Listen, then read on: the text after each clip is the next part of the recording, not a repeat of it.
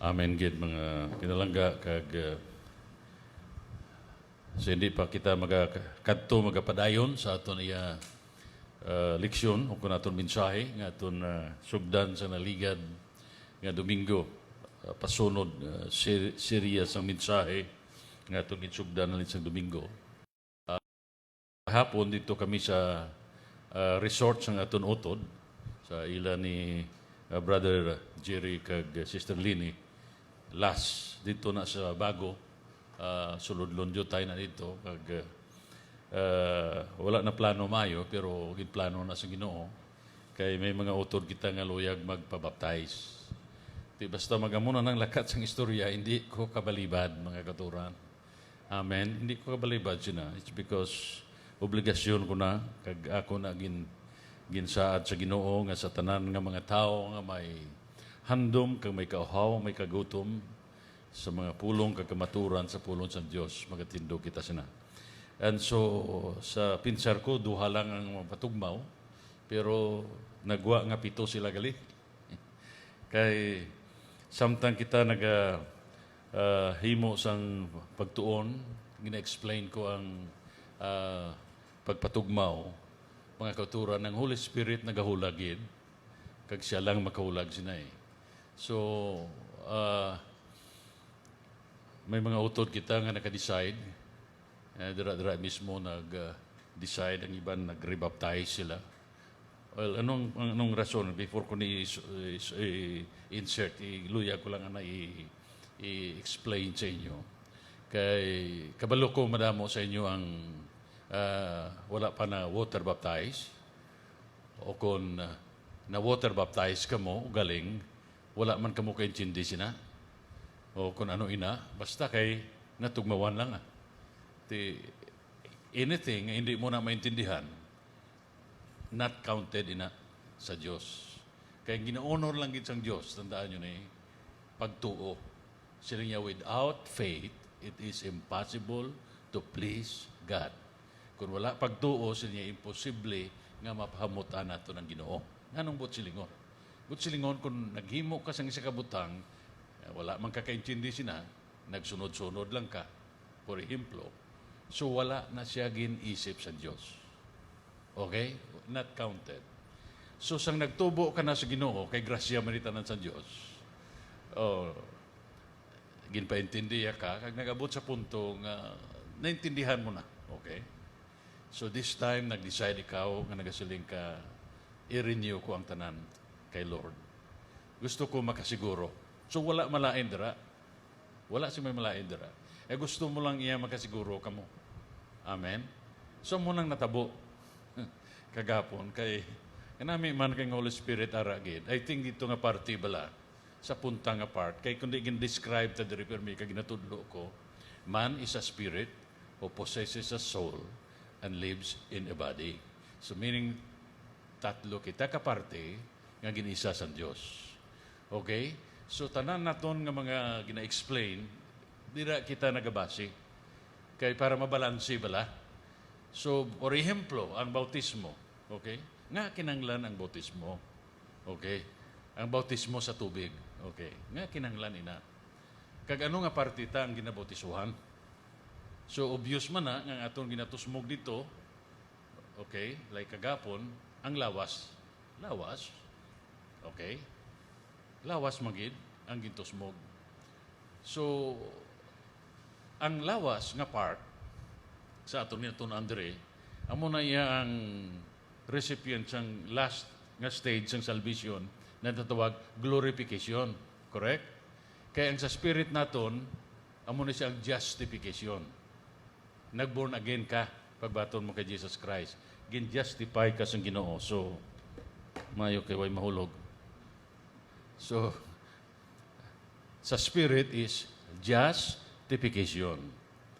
And then, ang sa soul naton, amo nga serya sa mensahe ginatudlo ko, it's all about sanctification. Alright? Ang sa lawas naton, which is future, is glorification. Now, so ang baptism, water baptism, kaya may tatlo ka baptism eh. So, okay, sang sa Spirit ta, amo ng Holy Spirit, baptism in the Holy Spirit. sa spirit na. Okay. Ang sa soul naton ginatawag na sa Bible, baptism of fire. Okay, mo nang sufferings naton bala, kabudlayan nga maagyanta. Baptism of fire ina mga kauturan. While ang sa body is water baptism. So, kung imo tanawon, si Jesus Christ, ang example ta si Jesus Christ mo. Sa ngari sa disaduta, nagpalapit siya kay John the Baptist. Ang purpose sa to is, siling niya, bautisuhan mo ako. Si John the Baptist, Matthew chapter 3 na, nag-refuse. Hindi ikaw, ako ang dapat mo tumawan. Nag-insist si Jesus Christ, hindi, sigihon mo ni, kay amo ni siya ang human sang bugos nga pagkamatarong. Amo ng term dara, bugos nga pagkamatarong. Now, ang word nga bugos, ang butsilingon, hindi na siya makumplito kung wala na siya. Okay? May kulang bala? Kung bugos, butsilingon kumplito. So, bilang Jesus Christ, gin-explain niya, nga ang bautismo sa tubig, okay, kung hindi mo na siya paghimuon, hindi bugos. May kulang siya. So, kung himuon mo na siya, so, amo nang gin-explain ko, nga siling ko, kung imo balansyon ini, kag hinali i-require sa Diyos ini, kag gina-require yagid ini, mga katuran, nga kinanglan sa glorification, correct? Kinanglan sa glorification, kasi lawas na siya mo. So, entonces, kung hindi ka kag mag-refuse ka sang water baptism, nga ginatawag, buot silingon, part sa glorification, basi maapektuhan. Naintindihan niyo ang buta silingon? Kaya klaro man na. So mo ito nga paagi, para nga wala na lang sing doubts, why sigurado ka, why man si may madula sa imo? See? So sa pinsar mo kung sang unang imo baptismo daw hindi gid, wala man na may madula sa imo. So you rebaptize. Nagpa-rebaptize. So, amo nang ibahan kagapon, ang natabo, mga kauturan, ti kanami gid. Kag samtang ginahimo natin ng baptism, after sa baptism, the Holy Spirit nag-move after, mga kauturan. Grabe ang power ng Holy Spirit nga nag-manifest kay amo na siya eh. So, si Jesus Christ nagpatugmaw, tandaan ta na, di ba? Naabri ang kalangitan, may nanaog nga daw, dove. Symbol sa Holy Spirit, nagtungtong siya baga. So may tingog nga nabatian, hambal sa tingog, this is my beloved Son. In whom, sila niya, I am well pleased. Ilonggo, amuning akon anak. Nga pinalangga, diin akon ginakamutan. But silingon, kung sundon tayo na mga kauturan, amo man na wala kinalis ang balatyagon sa Diyos. Alright? So sa inyo nga nagaplano ka handom sina mga kauturan, so I suggest, kung naintindihan nyo man lang, hindi na ninyo papadugayon. Actually, ko na yung ga-decide. Hindi ko yung mag-decide. Kay gina-honor na sa Ginoo, suliton ko kung naka-intindi ka. So kung naka-intindi ka, okay, ipabalo. Ang bala ko, pastor. Ready ko. Kay bisan diin, ito sumugta kaya. Amen. Amen, good. All right. So, magapadayon na kita subong sang aton yagin tunan, okay, sang naligad. Ang pito, the 7 unsanctified attitudes the Lord hates. Ang pito ka mga hindi balaan, okay, nga mga batasan nga ginakaakigan sa Diyos. May pito.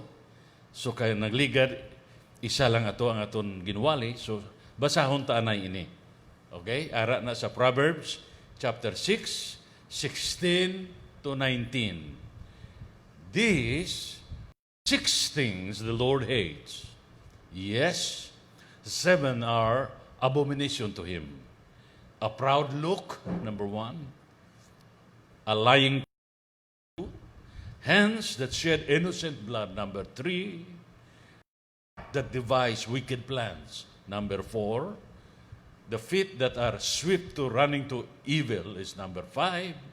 A false witness who speaks lies, number 6. One who sows discord among the brethren, number 7. So, pito siya. Now, dumdumon tagid mga kauturan. Intindihon tagid ni because amo ni ang ginakakigan sa Diyos. Okay? So, kung loya ka, nga hindi mangakig ang Diyos, ato ni moon, kakasunta ni. Basta? Kakasunta ni. Kagdason ang himuon ta, ang baliskan kung anong ari diri. For example, sa naligan, ang number 1 mga kauturan is a proud look. Naman nyo na? So, ato nag-explain amo ning bugal. Kaya ang nagtulod sang expression na proud o kung mataas-taason nga sahi sang panulok, ang nagtulod sina kung nga amunang panulok ya, ang ara sa Ti ang sa sulod, gin-explain na sa naligan, ang bugal. So, kakasunta ni mga kauturan, kay may tanto, nga ini siya, ara sa aton, mga pinalangga, ang kaakig sa Diyos. Ti ambal yan eh. Hindi ko ni maliwat eh. Correct? Ara eh, nakaplastar eh. 6 or 7, siling niya, abomination, siling niya, unto the Lord, siling niya ginakakigan sa Diyos, a proud look. Muna mga kauturan, kita tanan may mga bugal, lain-lain lang tamo, pwersa sang bugal. Ang iban, purtig niya kabugalon. Ang iban, medyo gabang-gabang lang ila bugal. Okay? Ang iban niya na kay ti, ginabuligan mang sa Diyos mo, nga kay gina-workout mo, nga madula bala. Pero lain-lain level, pero kita tanan, ara na, kag nagatukari na mga kauturan. Okay? Kita tana, kaya sa ano nga pagi, describe tanay.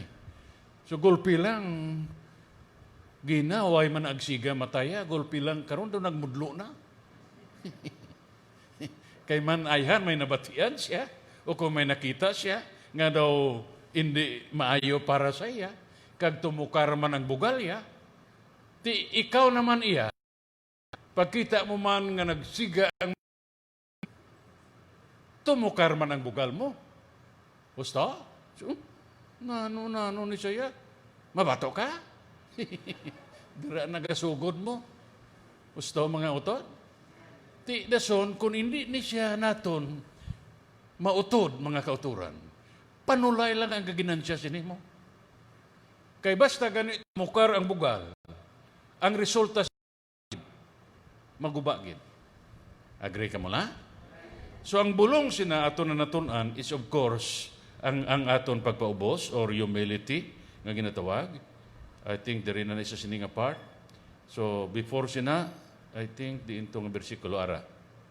James chapter 4 verse 6 before ko mag-proceed sa ikadua. Very clear. Sila niya, God resist the proud. Alright? Tandaan na.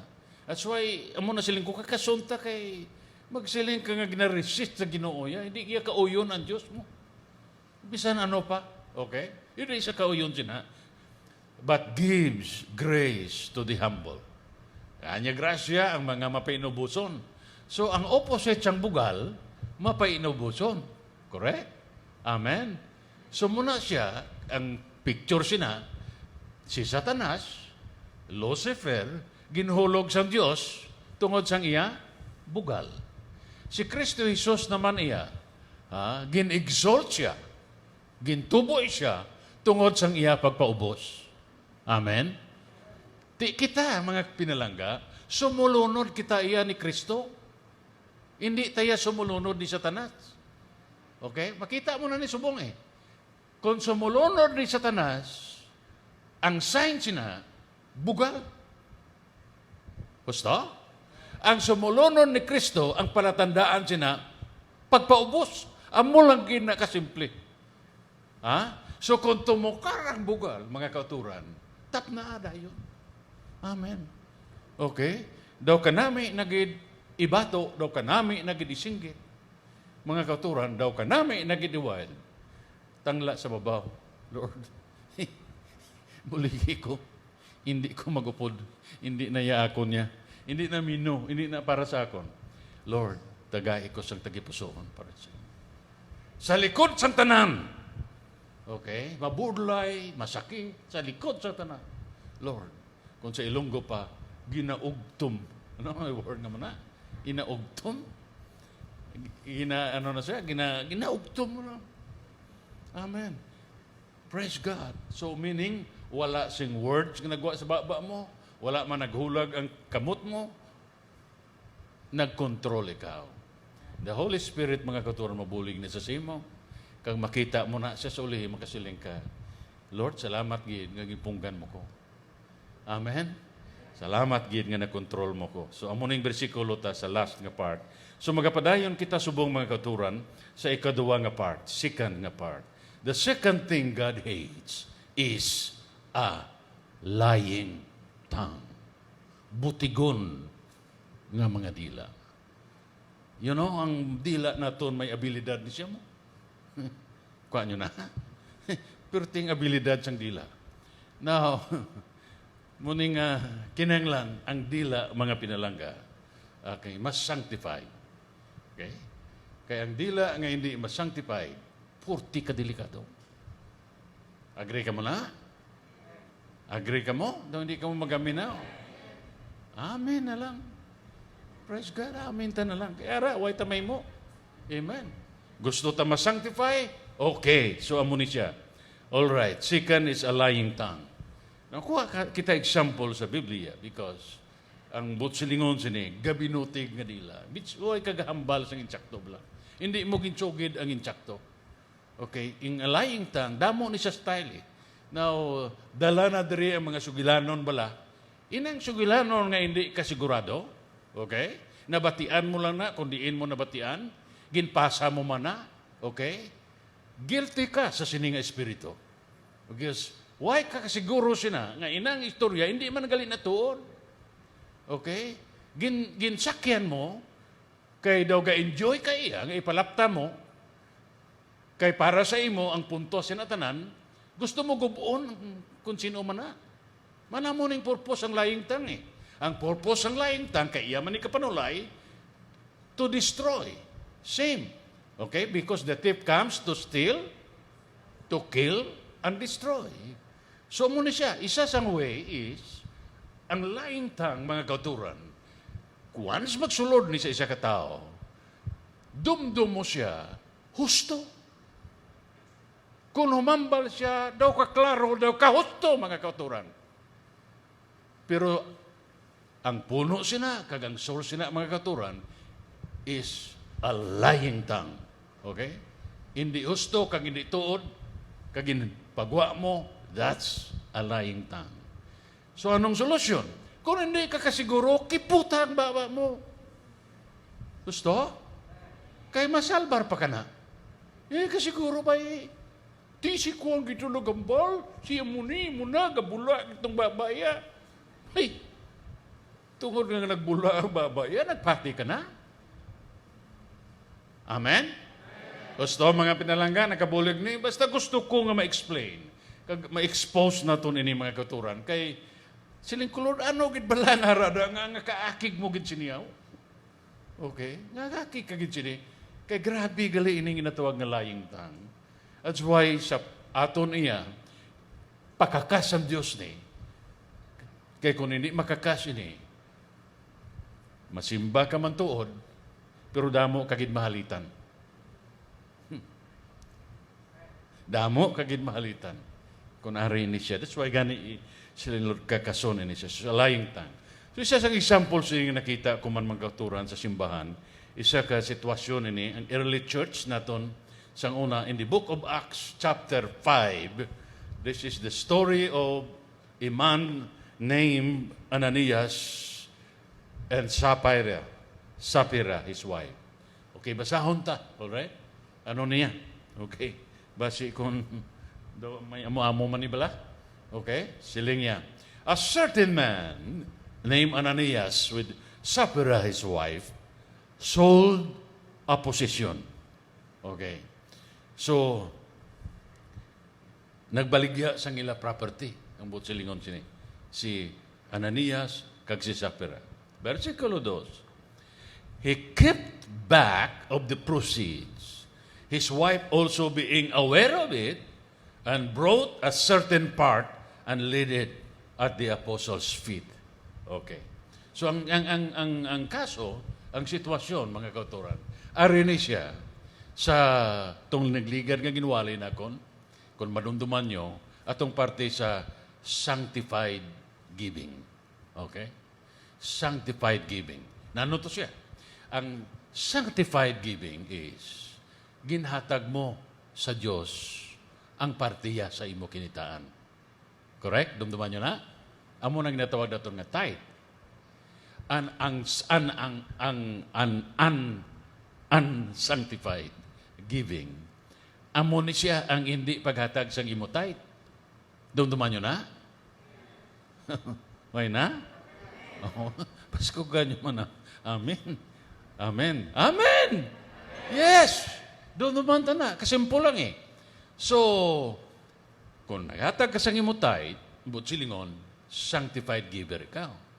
Kung hindi ka naghatag sang imo tithe, unsanctified giver ikaw. Matong hambal ta, very clear. So kung unsanctified giver ikaw, hambal ni Lord, you rob me. Gusto? Masakit to, hindi ba? And akusar ka sa Diyos, nga gintulis mo siya. Gusto? Nadumduman nyo na? Mga katuran? Now, ining story subong, daw amo-amo man eh. Kaya kabalo ka ang struggle na itong nga tao, kita nga tao, sa sulod ta, built-in, may ginatawag na greed. Ano na greed? Hakog. Okay? Ina lang kabudlay. Kabudlay sa imo hatag. Okay? Bisan hindi nanay mo, hindi mo paghatag. That's, nagapugong siya na greed, mga kauturan. Ano na siya sa Ilonggo? Hakog. Okay? Daw hindi ka mag-agree. Ano na siya? Nahadlok ta sining award. Hakog! Amen. Expose naton because para mga kauturan, makuha naton ang victory. Okay? Amen? Amen? All right. So sa mga amo ni siya nga istorya, so umandar ang greed. Okay? Ang story is, nagbaligya sila sang property. Okay? So sa sulod nila, kabalogit sila eh. Okay? Anything nga i-bless ka ni Lord, mga kauturan, the first thing imuon mo, pasalamat ka sa Diyos. Kagiuli mong iyan ni Lord. Okay? Kung negosyo ka, pag ginansya mo, hindi na papadugaya, kuhaan na dang iyan ni Lord. Kay partner mo siya. Amen? Hindi na papadugaya, kaya ang panulay, mahutik-hutik pa na. Madalasa pa na karon. Amen? Now, amuning natabo diri kay Ananias, kay Sapphira. Ti property nga nahambalan ni, siguro dako ni nga amaw. Ti amo na siya mga kauturan ng struggle ta, kung gamay daw okay. Kung dumako gani, dira ta makita. Dira man nato mabatyagan, mabalaan, kundi ang aton heart. Okay? Because siguro sa linibo, basi hindi pa ka daw ma-okay ka da. Pero kung basi, kung mambot sa punto, i-bless ka ng Diyos, basi kung sumaka na todo da, sumubra linibo da, basi hindi na. Intindihan ta? This is a real story nga natabo, mga katuran. So, nagbaligya sila. Sa pagbaligya nila, anong natabo diri? Naghatagman. Naghatagman. Okay? Pero, mga pinalangga, hindi insakto. Now, amo ning ato gid mga katuran weakness because may mga time himuon nato ng paghatag sa Ginoo pero hindi gali to. Ang problema gapa abo-abo pa kita nga daw insakto. Amen. Daway na tagayo mo. Amen. Sinsa nyo lang ko kung maigo kita sini kay ti way ko mahimo. Amen. Ang insakto kag ang tutuod kung ang ari diri gina-explain ko lang. Wala man ni sobra, wala man ni kulang. Because this is part sang aton sanctification. Kag sincero kita iya. Amen? Sincero bala kita, mga katuran? Amen. Kung sincero ka, hasta sa bulsa, sincero ka. Amen. Hindi na yung sincero ka lang, Lord, pwedeng heart ko, sincero ko. Ba? Chilling Lord, gai ko man God is all-knowing God. Amen? All right, padayon. So, he brought a certain part, gindalaman nila dito sa tiil sa mga apostoles, ang parte, verse 3. But Peter said, now, paano ni siya mga katuran? This is word of knowledge. Ginoo ning naghambal kay Peter. Wala din nagsugin sa iya mo. Holy Spirit, hindi ka makabutig sa iya.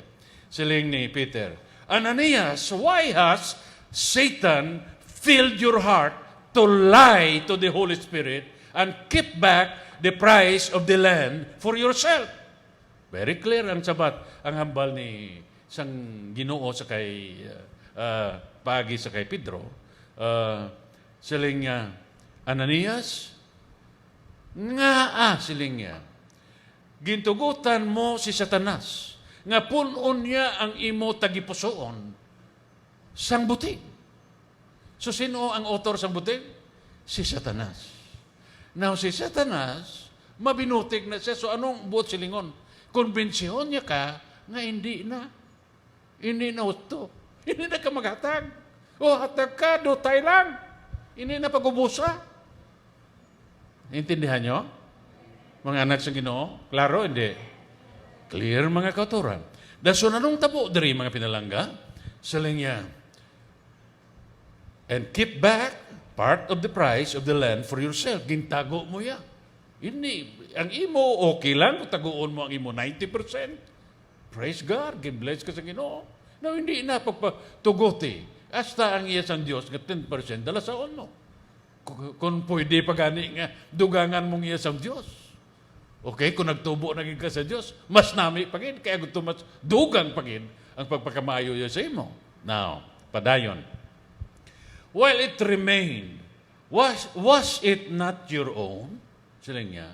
And after it was sold, was it not in your own control? Sila niya. Why you have conceived this thing in your heart? Diri mo makita kung paano ang panulay nagaulag, no? Because ang kinsabitan, mga kauturan, ang parte sa Diyos. Which ano malang iya kung i-compare mo ang 10% sa 90% nga nabilin sa imo?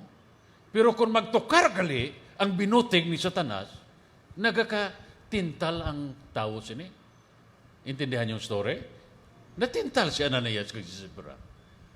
Kung sa bagay, dako man ang ara sa ila. Hindi naman kinanglan. Mga kauturan pa. Kung dako ang amount involved, kung example, kung dako ang tithe, dako ang 10%, of course, mas dako ang bilin. Ang 90%. So, kung imo ni balansyon, wala dapat kung tani, nga magbinutig siya eh. Pero, kung maghula gali ang panulay, pwede kabutig. Kuha nyo, mga pinalangga, very clear eh. Now, the reason for this, I believe nga, ginaamo na sa Ginoo subong, Holy Spirit is with us. I think amo na ang gusto sa Diyos. Hindi niya gusto may balabag ang pagpakamayo mo, anak sa Diyos. Hindi niya gusto nga kawatan ka sa panulay. Because the only way nga makawatan ka sa panulay, kung imo gid, hindi paghihatag ang iya sa Diyos. Because worse ang natabo diri. Padayon ta, mga kauturan. Ari, siling niya. Dapat ang kontrol ara sa imo, ang desisyon ara sa imo, siling niya, why have you conceived this thing in your heart? Siling niya, nga gintugutan mo ni. Siling niya, maghulag sa tagipusoon mo. Ang ano na siya? Ang butig, mga kauturan. You have not lied to men, but to God. Kung nag-underline ko, niya, wala ka nakabutig sa tao, kundi sa Diyos. Now, verse 5. Then Ananias, hearing these words, pagkabati ni Ananias, sinitanan, fell down and breathed his last. Ano natabo kay Ananias? Siling sa Biblia, siling niya, pagkabati niya sini, kay guilty man siya, natumba siya. Okay? So ano na siya? Sa aton pa na heart attack. Correct? Na heart attack, kag natumba siya, kag siling niya, wala na naginawa. So, nung silingon, patay. Napatay siya. So, amo na siya ang resulta sang John 10:10, thief comes to steal, kill, and destroy. Pinatay. Napatay siya. Ara. Very clear. So great fear came upon those who heard this thing. Siyempre, kinulbaan, naglukan ang tanan. Okay. Basi may iban man ito nga daw amo man kay Ananias. Uy, basi ako ni masunod ni. Kamu-amo na mo. Kinulbaan ang bilog simbahan. Pero ang Diyos is gracious. Hindi siya daw kalaw, kwa naman ang patyon tanan na sa Ginoo. I think ang natabo is the Lord, gusto lang siya ipakita sila kung ano kaseryoso ni, daw ginsampulan mga pinalangga ining story nga mo si Ananias. For us to learn.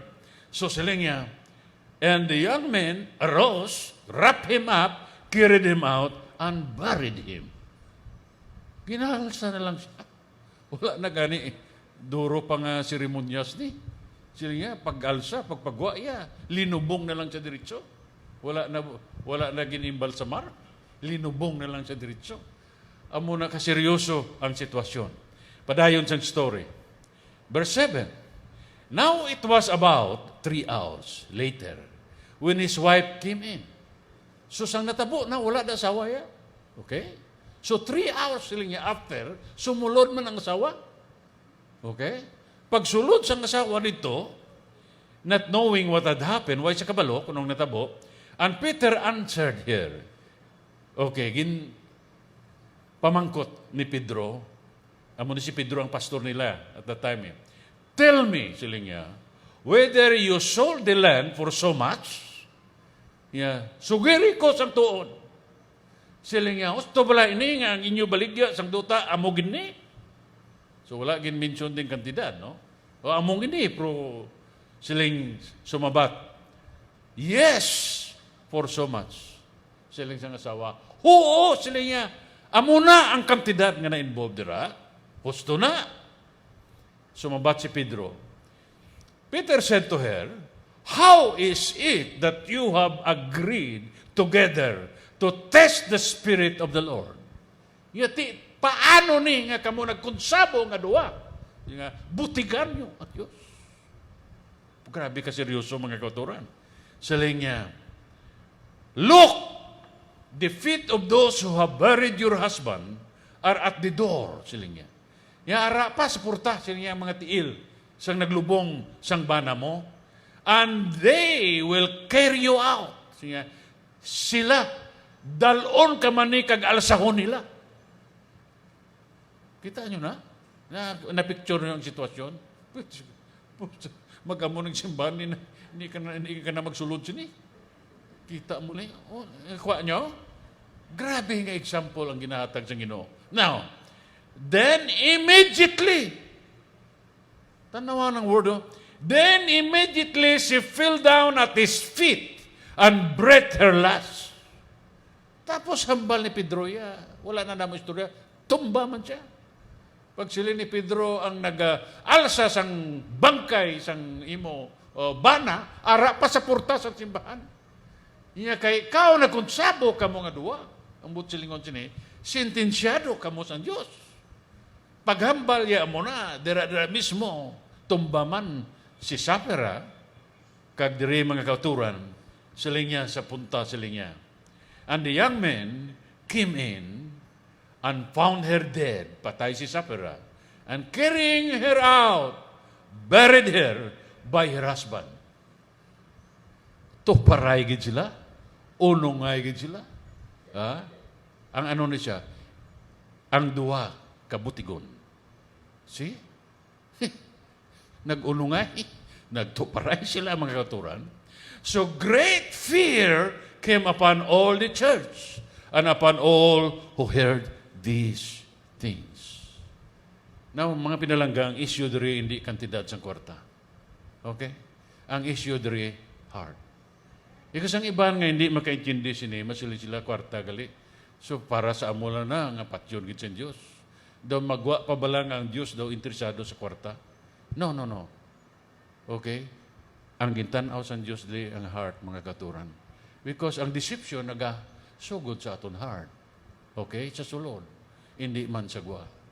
Now, pinalangga, amo ni siya. Gali, nakita ko silang kurod na, you hate ang lying tongue. Because sa example sa New Testament, diri subong, nga gintanaw ta, purti gali ang kwan sa Ginoo sini. Now, pinalangga, amo na yung aton gid, as part ng sanctification.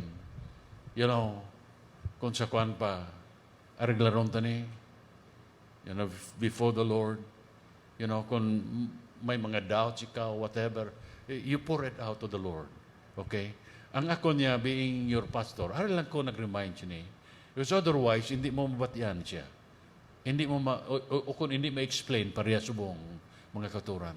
Perhaps lain nga style. But right now, ang akong heart, wise ang iban nga desire. Because I want the Lord to bless you, bless us, especially sa sitwasyon natin subong. Intindihan nyo? Because as far as ang supply, as far as ang kundiin ang atong supply, halin sa Diyos subong ang supply nga masaligan ta. Okay? Because ang kalibutan subong, mga utod, gauyog na ni. Okay. Grabe naman. Start naman gani subong, gapanik na. Masirado ng mga merkado naman, Domingo, halin subong. Kuha nyo na. May epekto ini sa tao mo. Bisan ikaw nga magalakat sinisubong dito, makita mo na ay mga tao, daw kalain siyang epekto na si mo. Kagapon, perti pa ning tao. Gulpi lang wala. Dason sirado, way ka na may baklan. May epekto ina. Okay? So ano ang aton sini mga kauturan? Paano ti counter ini? Now, ang countering sini, wala iba, kundi Word of God, kag sa Spirit lang, hindi ta maglakat sa makita, malakat kita sa hindi makita. So, ang hindi makita, amo nang na-explain ko, ang iyasang Diyos nga pagi. Because once, mga pinalangga, nga aton ini i-disobey, ang ginahambal sa Diyos, kita malangga po ng kaluluoy sini. Amen? Kita malangga po ng biltahan sini. Hindi man ako, hindi man sino na, ikaw. Ako, kita ang biltahan sini. Amen? Because if you really believe sa pulong sa Diyos, na tutuod gin nga gapati ka, then this is the time nga mapati ka. Wala na tayo ibang, why na tayo ibang katuan, why na tayo ibang choice. Kadto ka sa iban, wala man na sila solusyon. Oh, nakuha nyo, mga utod? Starting subong, makita mo man, gani, ang simbahan nga dalag ko, wala na sila simba. Announce sila, wala na sila simba. Di, gapamangkot ang iban, kitaya masigi, as long mga kauturan. Okay? Allow ini diri, nga makatipon kita, hindi ni paguntaton. Okay? Kung magabot ang tion, nga hindi na pag-i-allow, nga masimba kita diri physical nga diri. Okay? Ginoo nang bahala sa aton because we will go underground. Anong buot silingon? Hindi mabalaan kundiin. Okay? Matipon, wala, sing may makapugong. Amen? Kundiin dira, mga kauturan, tipon ta. Amen. Praise God. Kuning kaso mangin. Hallelujah. Praise God. Because grabing persecution subong targeton ini. Because ang panulay, amo ni siya nakita iya ang nagahadlang sa iya subong. Okay, hindi siya kapagusto. Tungod may mga anak ng Diyos, nga pwerte mga muyo kang magsimba. Amo ni ang tunok sa tutunlan niya. See? So kung mahimo nga mapastop ya ini mga kauturan, ang simba, especially ang simba, imuon niya na. At praise God sa mga anak ng Diyos nga nakaintindi. Hallelujah. Kasi lang takol. Alright? Sige. Imuon niyo. Amen? Praise God. Wala sing may makapugong kung simba ang ambalan. Amen? Praise God. Because genuine tayo, tutuod tang anak ng Diyos. Amen? Kuha nyo na mga utod sa Ginoo. Amen, God. Praise God. All right. So, ano na oras? 9:30 na. So, sigihon talang ni gihapon. Siling niya sa isa ka bersikulo nga gin-prepare na kon sa niya, Revelation 21:8. But the cowardly, unbelieving, abominable, murderers, sexually immoral, sorcerers, idolaters, and all liars. Amo na ginadala ko. All liars shall have their part in the lake which burns with fire, brimstone, which is the second death. Tanan nga butigon. Sige, ihaboy yung sa lake of fire. Amen? Mabutigon pa ka. Praise God, hindi na. Amen. So sa Tagalog, ano na siya? Mapakatotoo na. Ang gusto. Amen. It's time, mga kauturan. Kakasunta ni tanan.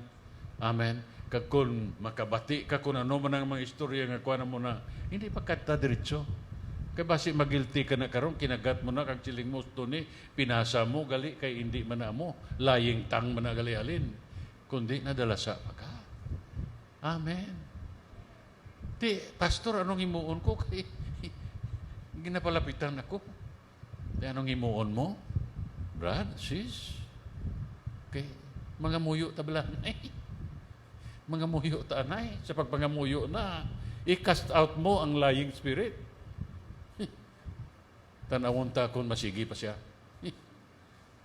Amen? Yes. Para safe kita, mga kauturan. Hindi na kinanglang kita sa sininga time na kung maghampang bata because it's very serious in these last days. Siling sa ginbasa, tanagligan nga bersikulo, perilous times. Makangilid at mga butang gabot na sa kalibutan. Nakita ko na mga kauturan Inisya, hindi na natin mapunggan. But praise God. Hallelujah. Secured tayo sa kamot ni Lord. Amo nang aton daya. Secured tayo. Hindi gig ka mo malipat sini. Either ano man oras, kundi man ikaw. Be aware. Upod mo siya. Upod mo siya. Kag hindi iya ka pagpabayaan. Hambal niya, I will never leave you. I will never forsake you. I am with you always. Now, remember the word, always. Even siling niya, to the end of this world. Bisan pa matapos ang kalibutan, optan ko ikaw. Amo na yang ako nasaligan, mga kauturan. Amen. Amo na atong saligan. Kaya kung sa tao tayo magsaliga, masapuan ka gid. So good na, grabe nang updan ta ka, maging matay ko sa imo, ni mo na. Ha? Tuod ayhan? Amo na mga katuran. So ato niya is, simple lang. Lord, upod ko ikaw. Kag wala, sin kung ano man nga malain, matabo sa akon. Before sang akon glorification. Kwaon man ko sa insakto nga time, kag sa maayo nga time. Amen. Amen? Okay, matindog kita mga katuran. Tindog ta, palayog. Aton ibayaw ang aton magkamot sa aton amay. Thank you, Jesus. Father God, we thank you for this wonderful time. Lord God, nga makahambal ikaw sa imong pulong sa isa kag sasamon. Lord, salamat. Ginoo nga gina-aware mo kami sa mga butang na hindi mo gusto. Lord, sa amon lang wala kami mahimo. Lord, mahuyang, maluya. But Lord, ikaw ang amon ginasaligan. Holy Spirit, salamat sa kusog ginahatag mo. Salamat sa imo revelation knowledge. Ginhatag mo sa amon Ginoo. Kag Lord, labaw sa tanan, salamat gid. Nga ikaw magabulig sa amon, kag magaupod sa amon tubtob sa katapusan sang kapanahonan. Lord, right now we ask you, Heavenly Father, that you protect us. Ginoo, magwardyahan namon ang amon tagipusoon sa likod sa kung ano man nga mga butang sa palibot-libot. Magapabilin kami nga mapainubuson sa imo. Kag magapabilin kami, O Diyos, nga ikaw ang patihan. Di kami mag-entertain sa kung ano man, O Diyos, nga halin sa panulay. Kag kung ano man ang hulag ya, hindi kami luyag mag-participate sina. Because Lord, ang amon heart, para lang sa imo. Kag sa imo lang, ikaw lang gid ang makapahulag sa amon. The Holy Spirit, I want you now to touch one by one your people and seal each and every one of us with your power and your anointing. Ang magagwa sa siningaduog, Lord, totally protected sa imo gahom, Lord.